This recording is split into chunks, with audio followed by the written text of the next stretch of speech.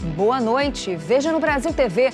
Milhares de moradores da Zona Leste de São Paulo ficam sem luz depois que um balão gigantesco atingiu a fiação elétrica. A Avenida Brasil, uma das principais vias expressas do Rio, fecha 2 vezes por causa de tiroteios. A Polícia Militar faz uma operação na região. Em menos de 24 horas, 2 acidentes de trânsito provocam a morte de 9 pessoas em Pernambuco. E ainda, o cãozinho caramelo, que faz a diferença na vida dos pacientes em tratamento num centro de atendimento psicossocial de Brasília. Segunda-feira, dia 22 de julho, agora no Brasil TV.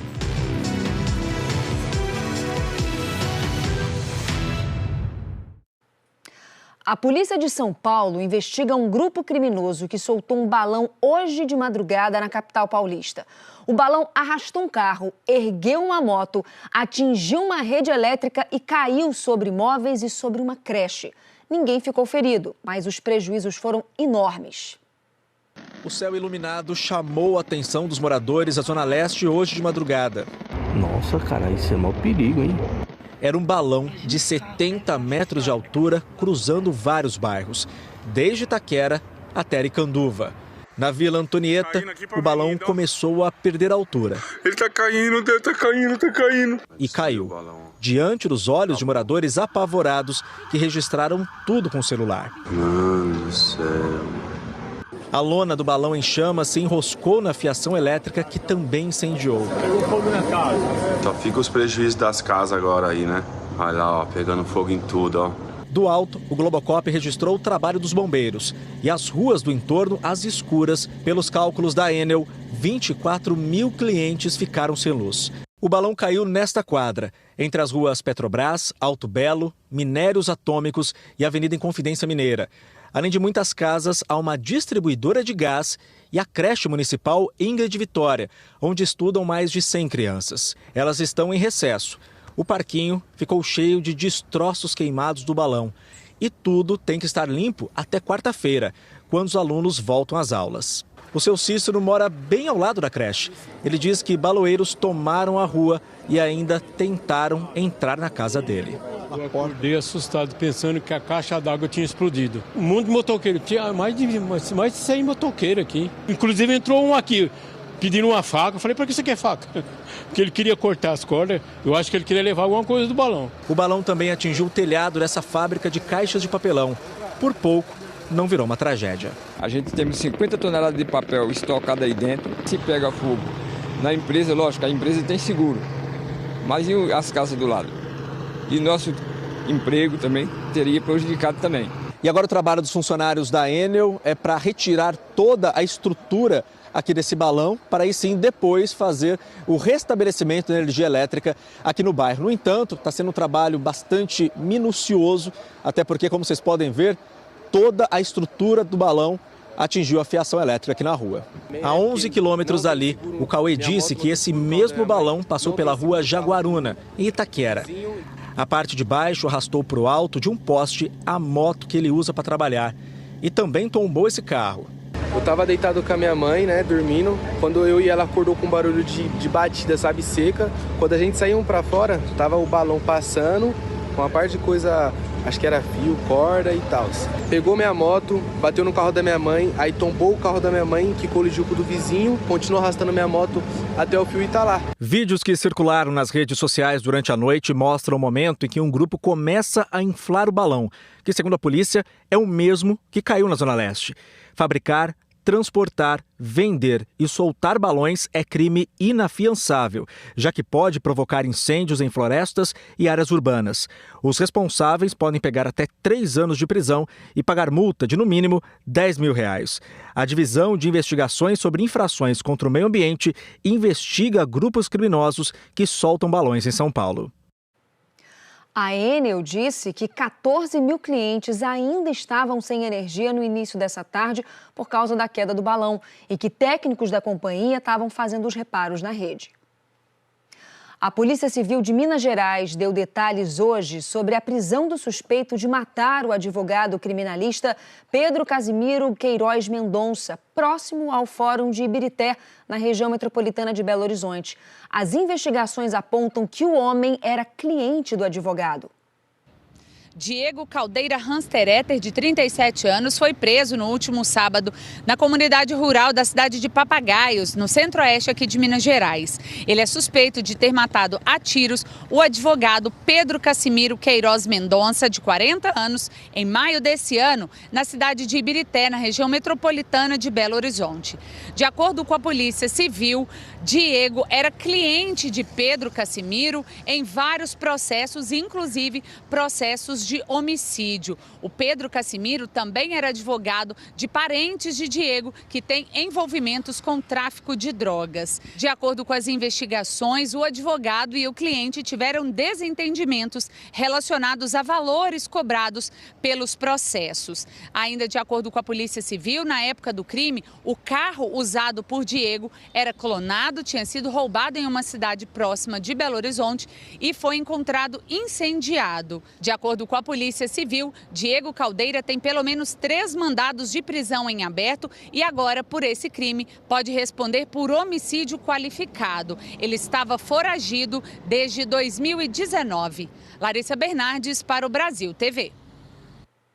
Uma operação da Polícia Civil investiga a participação de policiais militares em casos de tortura, roubo e até sequestro de garimpeiros ilegais em Boa Vista.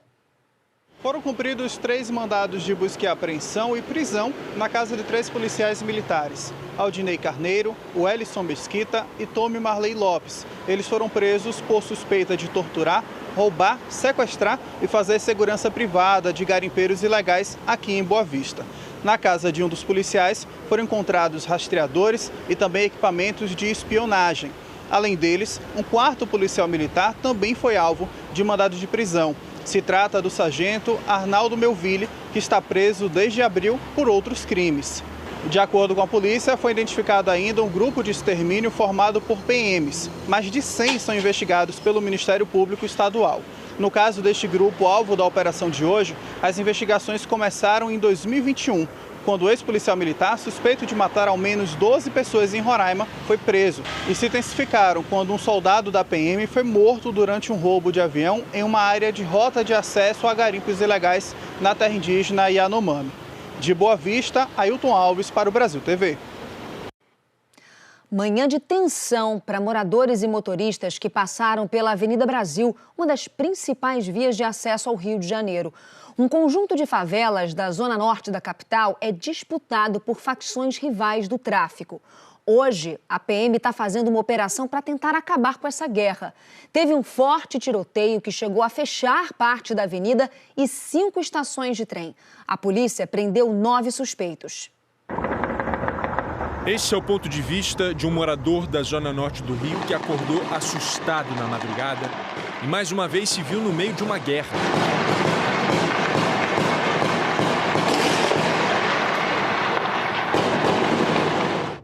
A caminho do trabalho, o morador que dormiu mal também se atrasou quando deu de cara com a Avenida Brasil fechada.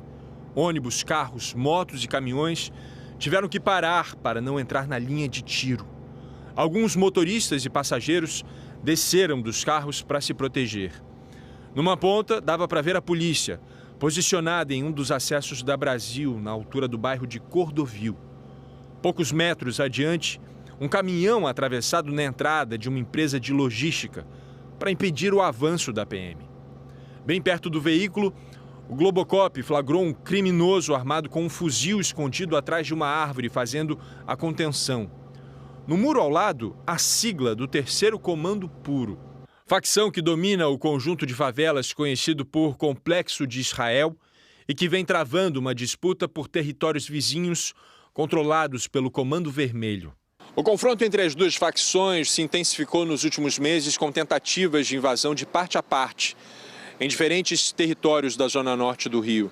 A polícia disse que na operação de hoje mobilizou 2 batalhões para interromper esse confronto e retirar barricadas das comunidades próximas à Avenida Brasil. Mas como faz para remover um fosso? O blindado da Polícia Militar teve dificuldade para desviar da cratera aberta pelos bandidos no meio da rua.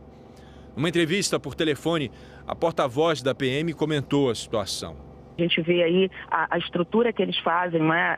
essa estratégia de cavar valas para impedir a circulação da Polícia Militar e dos moradores também. É uma estratégia de guerrilha urbana, não é? Algo muito complexo, e as pessoas podem ver como é difícil, né? Como é complexa a atuação da segurança pública aqui na cidade do Rio de Janeiro, em algumas regiões, como a gente está vendo aqui. Em outro ponto, o Globocop encontrou um caminhão de mudanças que caiu numa dessas valas. Mas não se sabe se por acidente ou por ordem dos bandidos. Ônibus e trens interromperam a circulação naquela área. 3 unidades de saúde fecharam. Na região do Quitungo também faltou energia. A concessionária disse que não tinha condições de entrar para fazer o conserto. Os suspeitos presos de manhã foram levados para a delegacia. Os policiais apreenderam 3 fuzis, 4 pistolas e granadas. 4 escolas estaduais que voltariam às aulas hoje, depois das férias, não funcionaram por causa do confronto, segundo a Secretaria de Educação do Estado do Rio.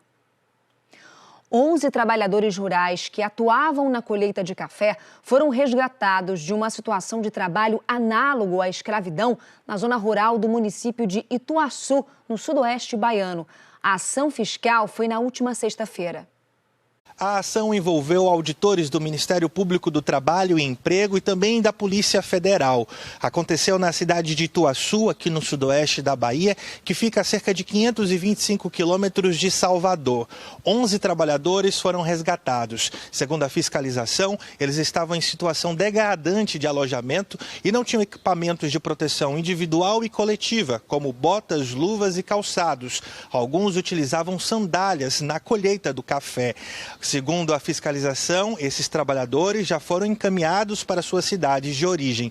Agora, o Ministério Público tenta uma negociação com o proprietário da fazenda para que ele não volte a se utilizar de trabalho análogo a escravo sob pena de multa. Caso não se chegue a uma negociação, o Ministério Público pode entrar com ação civil pública na Justiça.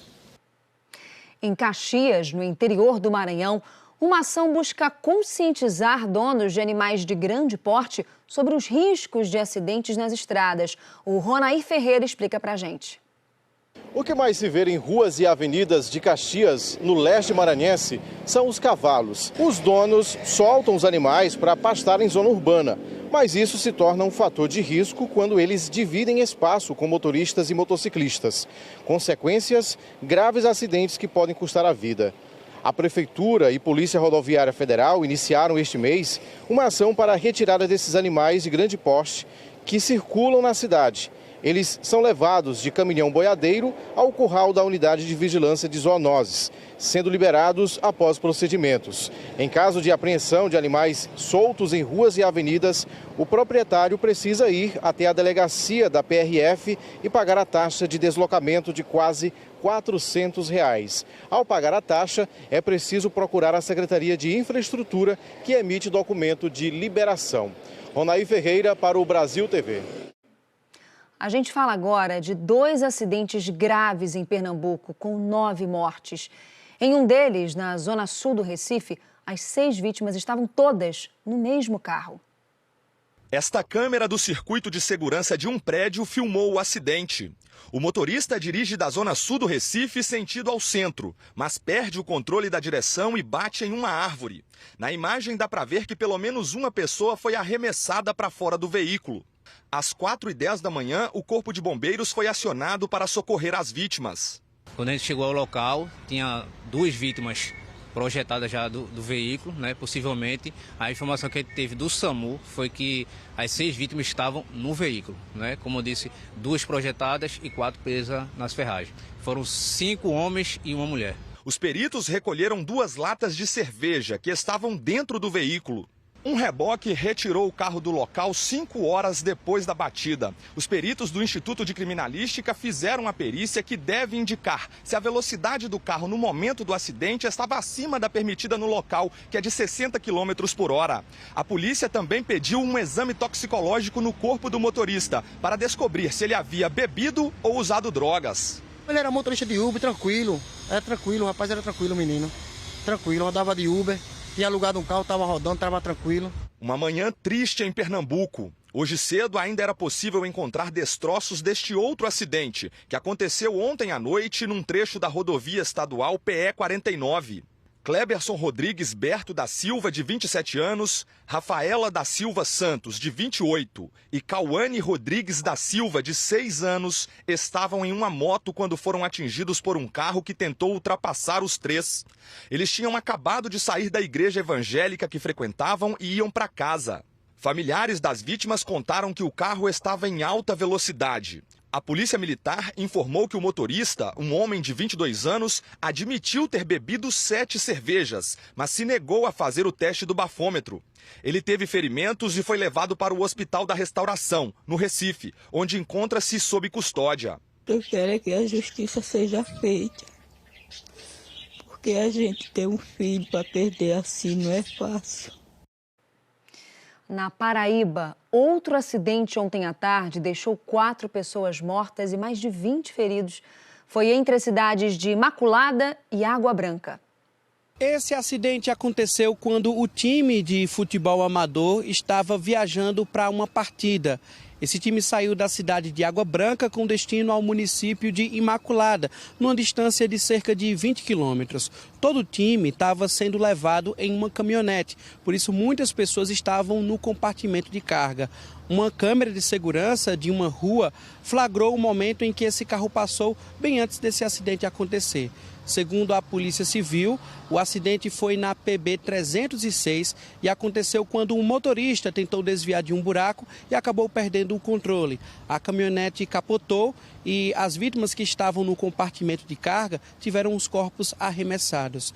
23 pessoas ficaram feridas. Entre elas, 4 acabaram morrendo, incluindo o treinador de 74 anos de idade.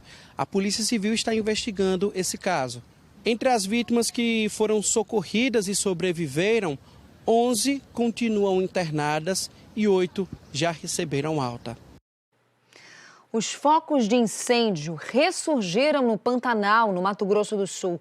Brigadistas trabalham em 7 áreas para conter as chamas.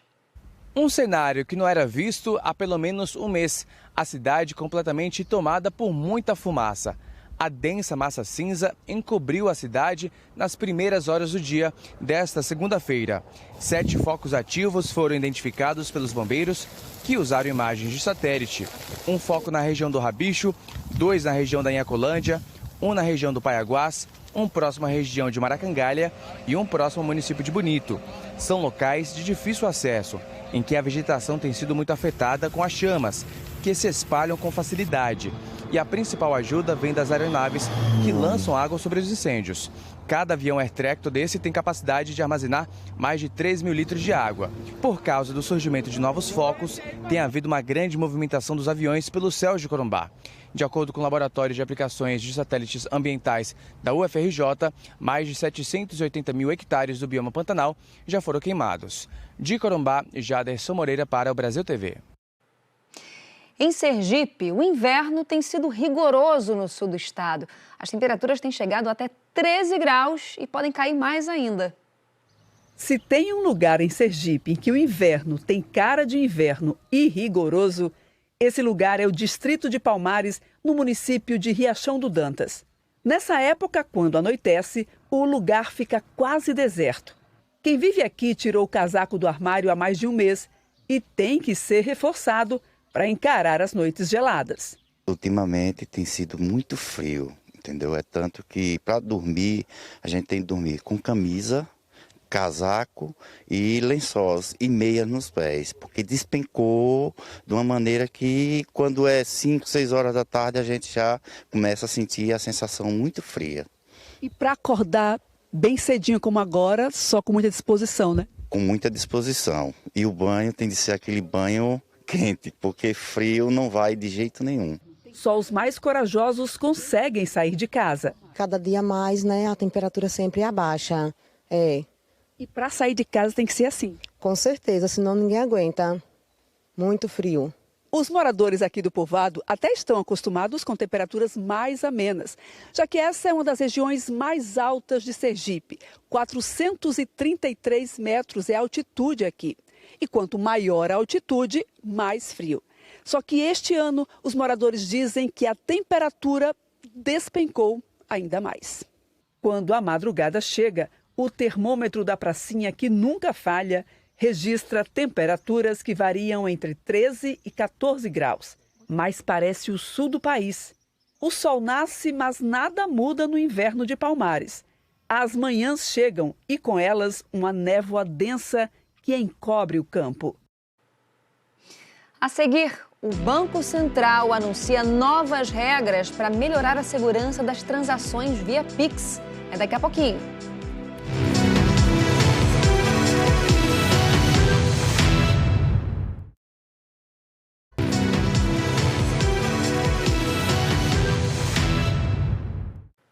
Brasil TV de volta falando do anúncio do Banco Central de mudanças no Pix a partir de novembro. Para fazer transações diárias acima de R$1.000 com novos celulares e computadores, o cliente vai ter que cadastrar esses dispositivos. O Banco Central considera que, quando estiver valendo, a medida vai dificultar aquelas transações fraudulentas em que golpistas roubam login e senha do cliente e conseguem fazer Pix em outros aparelhos. A partir de 1º de novembro, clientes de bancos terão que cadastrar novos celulares ou novos computadores pelos quais nunca tenham feito transações de Pix. Aparelhos não cadastrados só vão conseguir enviar R$1.000 por dia, em transações de no máximo R$200.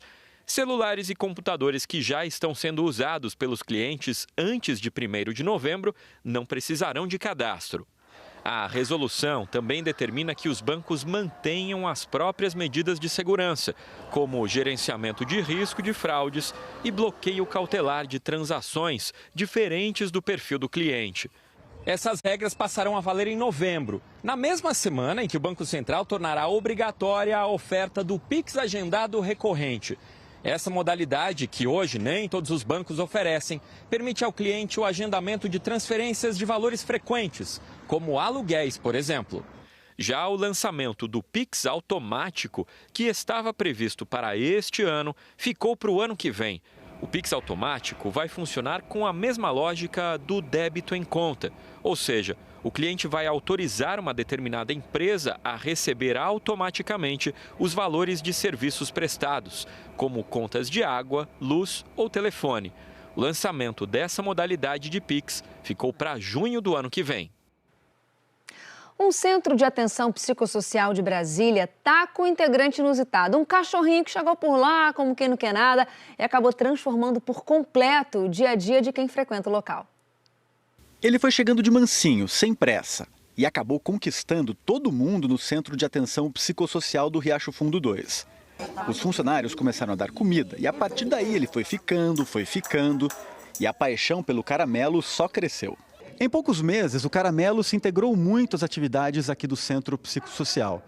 E hoje, ele é conhecido carinhosamente como um cão-terapeuta, já que a presença dele traz mais leveza e amor para o ambiente. Cachorrinho terapeuta e trabalhador. Afinal, ele participa ativamente de mais de 5 ações que promovem saúde mental do CAPS. Uma delas é esta roda de terapia comunitária. Olha, ele participa do banho de floresta, que é uma caminhada na mata, que ativa os 5 sentidos. Ele participa da automassagem, ele participa da oficina de mosaico, ele participa do bazar e ele também participa do acolhimento. Ele participa do tai chi, que acontece na tenda. Ele participa, na verdade, dos atendimentos. Ele entra nos atendimentos. E repare a posição do caramelo. Ele fica bem no centro da roda. A Cássia é coordenadora das oficinas e explica a importância do animal nas atividades terapêuticas. O animal, ele traz paz, né? Ele traz a coletividade, porque ele acaba se envolvendo com os pacientes, com a equipe. Ele traz realmente nele a alma inocente. A terapia assistida por animais é uma das práticas que vem sendo usadas para amenizar as dores de pacientes com transtornos mentais. E o envolvimento do paciente com o caramelo tem melhorado os sintomas dos pacientes. Às vezes a pessoa chega deprimida, chorosa, fica ali na recepção, esperando o atendimento, o acolhimento, e ele se aproxima. Ele vai se esfregando um pouquinho, balança o rabo, vai simpatizando com a pessoa ali. Daqui a pouco a pessoa vai para o acolhimento sorrindo. A Luciana sofre de depressão e bipolaridade. Está em tratamento no CAPS há mais de 20 anos. Mas desde a chegada do Caramelo, ela já se sente melhor. Às vezes eu fico aqui muito deprimida e só de olhar para ele, quando ele vem para os meus braços, que ele vem assim, como se ele entendesse o meu sofrimento, a minha dor, e é como se ele arrancasse aquele sofrimento e trouxesse alegria para mim. Com tanto carinho, o Caramelo ganhou mesmo uma função de destaque. Um cãozinho terapeuta sempre bem vestido, como mostram essas fotos. Trouxe muito amor, muito carisma. É um cachorro que só no olhar dele, ele já acalma. É isso que ele traz pra gente hoje. Cachorro é demais, né? O Brasil TV fica por aqui. Outras notícias no Jornal Nacional às 20h30 da noite, hora de Brasília. Uma ótima noite, excelente semana. Até amanhã. Tchau, tchau.